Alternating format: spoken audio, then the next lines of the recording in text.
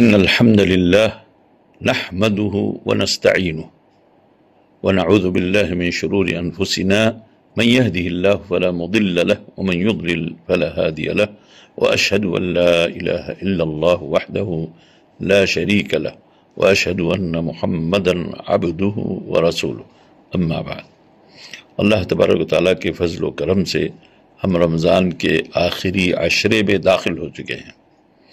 رمضان کا آخری عشرہ کس طرح بتایا جائے، کس طرح گزارا جائے، کس طرح منایا جائے، اس سلسلے میں لوگ بہت افراط و تفریط کا شکار ہیں۔ کچھ لوگ اس کو جشن کے طور پر مناتے ہیں اور ایک جشن کا ماحول بنا کر کے اس میں تقریریں کرتے ہیں، اشعار سنتے ہیں، پڑھتے ہیں وغیرہ وغیرہ، چراغاں کرتے ہیں بہت سارے لوگ۔ بہرحال ہم اس چھوٹی سی تقریر میں نبی کریم صلی اللہ علیہ وسلم کی سنت کی روشنی میں یہ بتانے کی کوشش کر رہے ہیں کہ رمضان کا آخری عشرہ ہمیں کس طرح بتانا چاہیے اور نبی کریم صلی اللہ علیہ وسلم کا کیا معمول تھا اور آپ کی کیا نصیحتیں تھیں یا کیا آپ کی توجیہات تھی۔ تو آتے ہیں، دیکھیے نبی کریم صلی اللہ علیہ وسلم کا جو معمول ہے اس آخری عشرے میں، اس کے بارے میں سیدہ عائشہ رضی اللہ تعالیٰ عنہ ام المومنین سیدہ عائشہ رضی اللہ تعالیٰ عنہ کا کہنا ہے، کہتی ہیں کہ نبی کریم صلی اللہ علیہ وسلم کان اذا دخل العشر احیا اللیل وایقظ اہلہ وشد مئذرہ، یعنی جب رمضان کا آخری عشرہ داخل ہوتا تو آپ رات زندہ رکھتے، رات کو زندہ رکھتے، یعنی پوری رات جو ہے وہ عبادت و ریاضت میں گزارتے اور اپنے گھر والوں کو بھی جگاتے اور اپنی کمر کس لیتے تھے۔ یہ یعنی گویا کہ نبی کریم صلی اللہ علیہ وسلم کا اپنا ذاتی معمول تین محاذ پر تھا۔ ایک تو رات، پوری رات قیام میں، یعنی احیاء لیل سے مراد ہے پوری رات جو ہے زندہ رکھنا، یعنی رات کو سونا نہیں بلکہ جاگ کر کے رات بتانا، اور ظاہر ہے صرف جاگنا مقصد نہیں ہے، اس کو اللہ کی عبادت اور بندگی میں رات کو گزارنا، اس سے مراد ہے احیاء لیل۔ اور دوسرا محاذ تھا کہ آپ اپنے گھر والوں کو بھی جگاتے تھے اور اسی کام کے لیے ان کو بھی ترغیب دیتے تھے جو خود کرتے تھے۔ اور تیسرا محاذ تھا کہ آپ جو ہے اپنی کمر کس لیتے، اس سے مراد ہے کہ آپ بے انتہا جد و جہد کرتے تھے۔ اور دوسرا اس سے مراد یہ بھی ہے کہ آپ جو ہے وہ ان آخری عشروں میں اپنے گھر والوں، یعنی جو گھریلو زندگی ہے اس سے الگ ہو جاتے، کنارہ کش ہو جاتے، کیونکہ آپ آخری عشرے میں عموماً اعتکاف میں آ جاتے تھے۔ اس اعتکاف میں آنے کو یعنی ایک کنائی جملے میں یا کنایا کے انداز میں بیان کیا گیا، شد مئزرہ، یعنی اپنی چادر یا اپنے جو تہبند ہے جہاں ازار باندھتے ہیں، ازار بندھنے کی جگہ وہ کس لیتے تھے، یعنی گویا کہ اس وقت جو ہے جو میاں بیوی کے تعلقات ہوتے ہیں اسے آپ کو دور رکھ لیتے تھے، یعنی خواہشات نفسانی سے اپنے آپ کو دور کر کے صرف اللہ کی عبادت میں اپنے آپ کو وقف کر دیتے تھے۔ صحیح مسلم کے یہ متفق علیہ روایت ہے، اور صحیح مسلم کے الفاظ ہے کان یجتہد فی العشر الاواخر من رمضان ما لا یجتہد فی غیرہ، یعنی نبی کریم صلی اللہ علیہ وسلم رمضان کے آخری عشرے میں اس قدر جد و جہد کرتے تھے جتنی آپ رمضان کے علاوہ سال کے اور دیگر مہینوں میں نہیں کرتے تھے۔ اسی میں سے فرمایا کہ کہا گیا، اسی میں یہ ہے کہ آپ کا اعتکاف ہوتا تھا اور اعتکاف میں لیلۃ القدر کو بھی آپ تلاش کرتے تھے، لیلۃ القدر کی جستجو رہتی تھی۔ تو یہ تو آپ کا معمول تھا جو تین محاذ پر تھا، خود راتوں کو قیام کرنا، اپنے گھر والوں کو اس کی ترغیب دینا، اور گھر والوں سے جو میاں بیوی کے تعلقات ہیں ان سے دور رکھ کر اعتکاف میں چلا جانا۔ یہ تو آپ کا معمول تھا، آپ کا عملی معمول تھا، اور آپ کے اقوال اس سلسلے میں بھی ہیں، اس سلسلے میں ترغیبی اور لوگوں کو اس کی یعنی اہمیت بیان کرنے کے لیے آپ کے مختلف احادیث بھی ہیں، جس میں ایک عام حدیث یہ ہے کہ من قام لیلۃ القدر ایمانا واحتسابا غفر له ما تقدم من ذنبه، جس نے لیلۃ القدر کو قیام کیا، لیلۃ القدر کو قیام، لیلۃ القدر یہ رمضان کے آخری عشرے میں آتی ہے، تو لیلۃ القدر کا قیام کیا تو اس کے ایمان اور احتساب کے ساتھ، یعنی اس یقین کے ساتھ کہ اللہ کا حکم ہے یا شریعت کا حکم ہے اور یہ عبادت ہے، اللہ تعالیٰ کی خالص عبادت ہے، اس نیت سے، اور پھر اس پر اجر و ثواب کی امید کے ساتھ قیام کیا لیلۃ القدر، یعنی لیلۃ القدر کی شب قدر کے ایام میں یا شب قدر کو اگر قیام کیا تو پھر اس کے پچھلے سارے گناہ معاف کر دیے جاتے ہیں۔ یہ حدیث کا آخری ٹکڑا ہے، اس سے پہلے ہے من قام رمضان ایمانا واحتسابا غفر له ما تقدم من ذنبه، یعنی عموماً آپ نے رمضان کے قیام کی بھی یہی ترغیب دلائی اور یہی اجر و ثواب بیان کیا کہ جس نے ایمان اور احتساب کے ساتھ، ایمان یعنی یہ یقین رکھتے ہوئے کہ یہ اللہ کی عبادت اور اس کی شریعت کا یہ حکم ہے، یہ ایمان کے ساتھ، اور پھر یعنی اللہ کے تعبد کہ یہ اللہ کی عبادت ہے اس ایمان کے ساتھ، اور پھر اجر و ثواب کی امید کے ساتھ اگر اس نے پورے رمضان کا قیام کیا تو اس کے بھی سارے گناہ معاف کر دیے جاتے ہیں۔ تو یعنی ایک طرف آپ نے پورے رمضان کے قیام کی ترغیب دلائی، پھر خصوصیت کے ساتھ لیلۃ القدر کے قیام کی ترغیب دی۔ اسی سے علماء کرام نے کہا اس آخری عشرے کو باقی رمضان کی راتوں پر زیادہ فضیلت حاصل ہے، اس لیے آپ نے خصوصیت کے ساتھ لیلۃ القدر، اور یہ معلوم ہے کہ لیلۃ القدر جو ہے آخری عشرے کی ایک رات ہے جو رات کی متعین نہیں ہے۔ صحیح روایتوں کے یعنی تمام روایتوں کو اکٹھا کرنے کے بعد پتہ چلتا ہے کہ وہ رات متعین نہیں ہے کہ کون سی ہے، بلکہ وہ آخری عشرے کی کسی بھی رات کو لیلۃ القدر ہو سکتی ہے، اور بعض روایتوں کے مطابق وہ طاق راتوں میں سے کوئی رات ہو سکتی ہے، یعنی 10 راتوں میں سے کوئی رات بھی ہو سکتی ہے، چاہے وہ جفت طاق ہو اور چاہے وہ طاق راتیں ہوں، چاہے جفت رات ہو چاہے طاق راتیں ہوں، دونوں میں سے کوئی بھی ہو سکتی ہے۔ یہ بھی ایک قول ہے، اور مختلف حدیث کو اکٹھا کرنے کے بعد یہ بھی پتہ چلتا ہے۔ اسی لیے جو ہے علماء سلف کا عمل اس پر رہا ہے کہ عشر اواخر کی تمام راتوں کو قیام کرو، تمام راتوں کو، صرف طاق راتوں کو نہیں بلکہ تمام راتوں کو قیام کیا جائے۔ تو بہرحال یہ الگ مسئلہ ہے، لیکن کہنے کا مطلب یہ ہے کہ آخری عشرہ جو ہے خصوصیت کے ساتھ قیام کا عشرہ ہے، اور نبی کریم صلی اللہ علیہ وسلم نے اس کی ترغیب دلائی ہے کہ ان راتوں کو آخری عشرے میں آپ خود قیام کرتے تھے اور زیادہ سے زیادہ عبادت کرتے تھے، اور اس میں اس قدر محنت کرتے تھے کہ جتنا باقی سال کے دنوں میں نہیں کرتے تھے۔ یہ آپ کا ترغیب ہے قیام کے تعلق سے۔ دوسرا آپ کا قول ہے کہ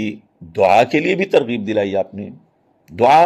ایک روایت میں آتا ہے کہ حضرت عائشہ رضی اللہ تعالیٰ نے پوچھا کہ اللہ کے رسول اگر ہم رمضان میں لیلۃ القدر کو پائیں تو کیا کہیں اس رات کو، یعنی ذکر کے طور پر، دعا کے طور پر ہم کیا کہیں، کس طرح سے دعا کریں اللہ تعالیٰ سے؟ تو آپ نے فرمایا کہ یہ کہو اللہم انک عفو تحب العفو فاعف عنی، اے اللہ تو بے انتہا معاف کرنے والا ہے، لہذا تو مجھے معاف کر دے،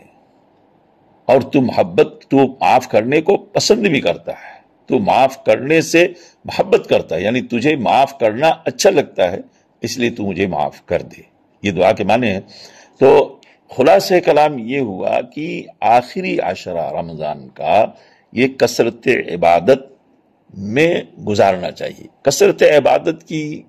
2-3 شکلیں اہم ہیں، ویسے تو کوئی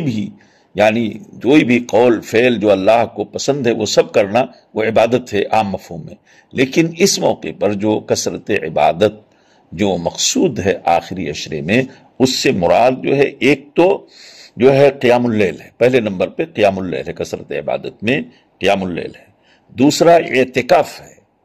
اور یہ ہو سکتا ہے اعتکاف اور قیام اللیل دونوں ایک ساتھ ہو، قیام اللیل بھی ہو اور اعتکاف بھی ہو، دونوں ایک ساتھ ہو، کیونکہ دونوں مسجد میں ہوتا ہے، اور جماعت کے ساتھ جو ہے قیام اللیل ہے، اور انفرادی طور پر بھی قیام اللیل ہے۔ اور اعتکاف جو ہے وہ اللہ کی عبادت کے لیے دنیا سے الگ ہو کر کے صرف اللہ کے سے لو لگانے کا نام ہے اعتکاف۔ الگ ہو جانا دنیا کے مسائل اور جمیلوں سے، حتیٰ کہ گھر اور گھر والوں سے، بال بچوں سے، اور تجارت، بزنس، کاروبار، سب سے الگ تھلگ، صرف اللہ سے لو لگانے کا نام جو ہے وہ اعتکاف ہے۔ تو قیام اللیل اور اعتکاف، اور پھر کثرت اذکار، جیسے کہ میں نے کہا، یعنی اس میں سے اللہ میں عفون، یہ اہم دعا ہے آخری عشرے کی عموماً اور لیلۃ القدر کی خصوصاً۔ اور پھر اس کے بعد کثرت تلاوت قرآن، کیونکہ قرآن کا ہی مہینہ ہے، اور قرآن اسی آخری عشرے کی قدر کی رات میں، یعنی شب قدر میں نازل کیا گیا ہے، اس لیے اور بھی اس کا ارتباط یا اس کا تعلق ان آخری عشروں سے اور بھی زیادہ اہم ہو جاتا ہے۔ اسی لیے سلف صالحین کثرت سے ان آخری عشروں میں قرآن کی تلاوت کیا کرتے تھے۔ بعض لوگ جو ہے اسی آخری عشرے میں کئی مرتبہ قرآن کو ختم کرتے تھے، اور بعض کا عام معمول یہ تھا کہ روزانہ یہ ختم کرتے تھے۔ تو بہرحال ہر 3 دن پہ ختم کرنے والے بہت ہیں، کیونکہ یہ حدیث کے موافق ہے۔ تو کثرت تلاوت، تو ایک تو کثرت تلاوت کیسے ہوگی؟ ایک تو قیام اللیل میں لمبا قیام کر کے اس میں قرآن پڑھا جائے، کثرت سے قرآن پڑھا جائے، تو وہ بھی کثرت تلاوت ہو گئی۔ اور دوسرے الگ، یعنی نماز سے الگ ہو کر کے صرف تلاوت کیے جائے اور کثرت سے تلاوت کیا جائے تدبر و تفکر کے ساتھ، یہ بھی تلاوت ہے۔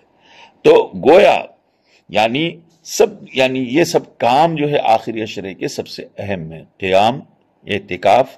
تلاوت قرآن اور ذکر و اذکار میں یعنی اللہ تعالیٰ کی تسبیح، تحمید اور اس سے توبہ و استغفار، یہ سب اذکار میں داخل ہیں۔ تو یہ چند چیزیں بہت اہم ہیں جن میں انسان کو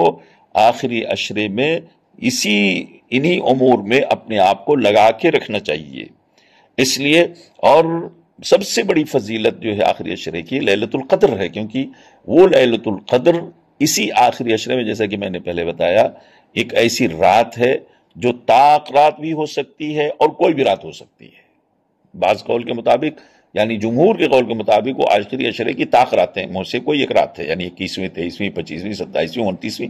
انہی راتوں میں سے کوئی ایک رات ہے۔ اور بعض روایتوں میں کہ 10 راتوں میں سے کوئی بھی ایک رات ہو سکتی ہے، دیگر اس کی روایتی بنیاد پر۔ تو بہرحال یہ